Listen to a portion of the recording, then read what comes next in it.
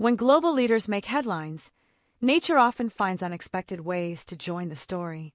As Donald Trump's upcoming visit to Israel and his meeting with Prime Minister Benjamin Netanyahu dominate the news, a fascinating little creature comes to mind, a moth that quite literally carries his name. In 2017, entomologist Vazrick Nazari discovered a new species of tiny moth in California and Mexico. Inspired by the moth's pale yellow crown of scales on its head, reminiscent of Trump's famous hairstyle, he named it Neopalpa Donaldtrumpi. This was not a joke. The naming followed official scientific protocol.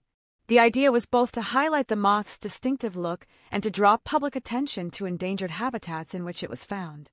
It's fascinating how political figures sometimes find their names immortalized in nature, from beetles named after dictators to fish named after musicians.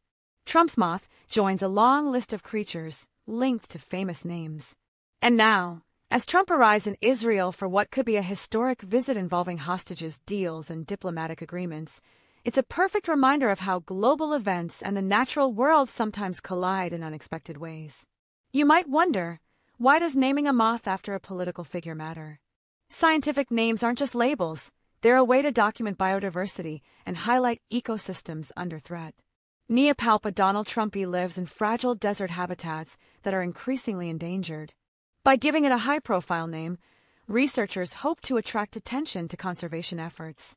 Whether it's a tiny moth, a migrating bird, or a flower blooming by a railway, nature has a way of weaving itself into human stories.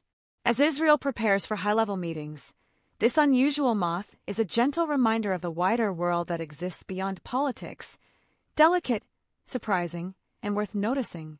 Trump's visit may dominate the headlines, but stories like that of Neopalpa Donaldtrumpi show how nature can slip into our news cycles in surprising ways. And sometimes, those little stories can spark curiosity or even inspire conservation.